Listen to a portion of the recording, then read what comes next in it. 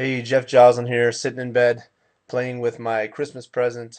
I got a GPS system for my new car. My old car had a GPS system built in.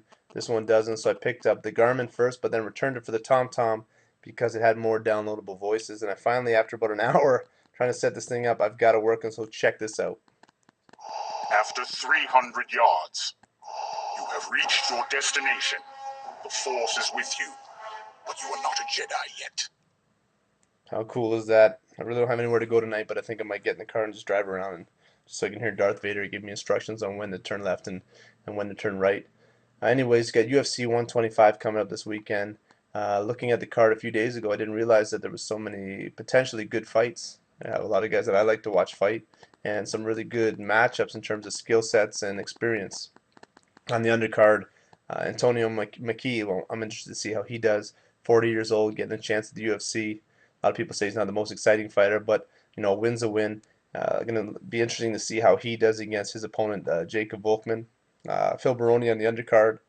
He's been on the internet asking for his fight to be shown on Spike. It'll be cool to see how he does when he gets back into the mix. Starting with the main card, you have Clay Guida versus Takanori Gomi.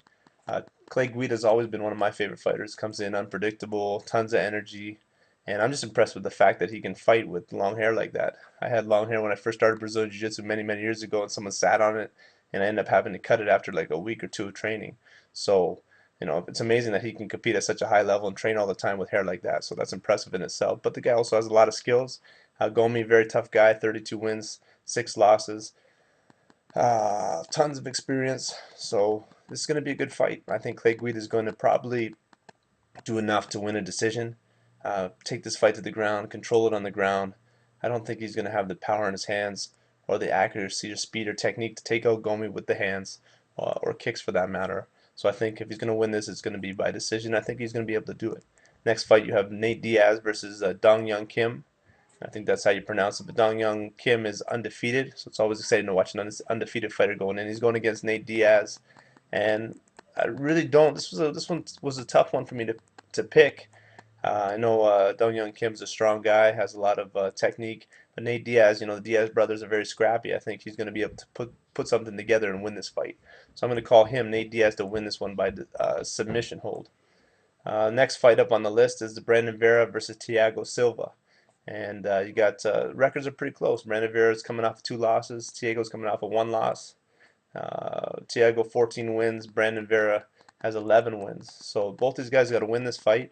I think they're going to come out and potentially this could be a really good a striking matchup. We've heard a lot about Brandon Vera's wrestling. Maybe he'll bust that out. So this could be an exciting fight. I hope these guys come out and they really let their hands and feet go. And in the end, I think Silva is going to win this fight by decision. So after 3 rounds of action, I think he's going to get the nod, be the one getting his hand raised up. And the next fight, you have Chris Lieben versus Brian Stann. And Chris actually is one of my favorite fighters to watch. The guy's amazing. He can be losing a fight. He can take some major shots and just come back. And he's got that KO punch power. He doesn't have the cleanest punches, but man, he's been looking better in his last couple fights. But he has a lot of power, and he's actually a very good grappler. I've trained with Chris before, and he's solid on the ground. He's got good techniques. He's he's been in there training with a lot of tough guys over the years. He's been in many, many fights, has a ton of experience, 25 wins. His opponent, Brian Stann, 9-3, doesn't have quite the same experience that Chris has, and I think that's really going to play the difference in this fight. And I'm going to call this by Chris Lieben with another knockout. The question is he going to take some shots and then be able to pull off the knockout, or is he just going to get it right away without taking the damage that he sometimes takes before he turns things around? Regardless, he's never really in a dull fight, and the guy comes to scraps. So, my hat's off to Chris Lieben. I hope he does well.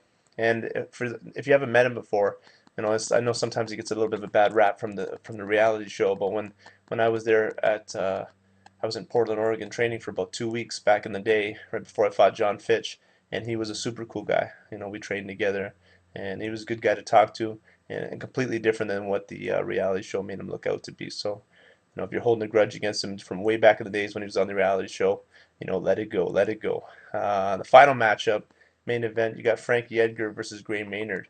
Now this one's tough. Everybody's saying that Gray's gonna, he won before, in their matchup a while back. And Gray's a big guy. Frankie Edgar doesn't really cut much weight. This is a tough fight to pick, and in MMA it's so cool because fights can go either way. And I think Frankie's probably going to come in with a lot of confidence.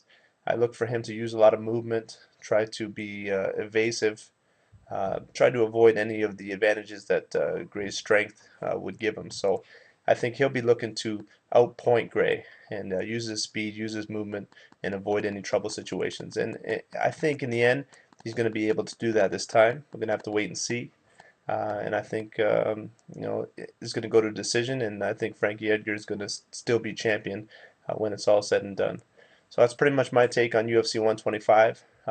After the fights, I'm going to do a little bit of recap, let you guys know my thoughts on how things went down. Hopefully, there's some cool techniques that I can break down and analyze for you guys.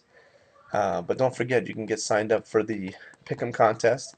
Put your picks in the comments section, and the one who gets the most correct picks out of the 11 fights at UFC 125 gets to pick any one of my MMA instructional workshops. So you have striking ones, you have head movement, you have body shots, you have some grappling ones. If you win, you get to pick any one of those, and I'll hook you up for free. Alright guys, take it easy, and thanks so much for checking out the blog. Hope you have a happy new year, and enjoy the fights on the weekend.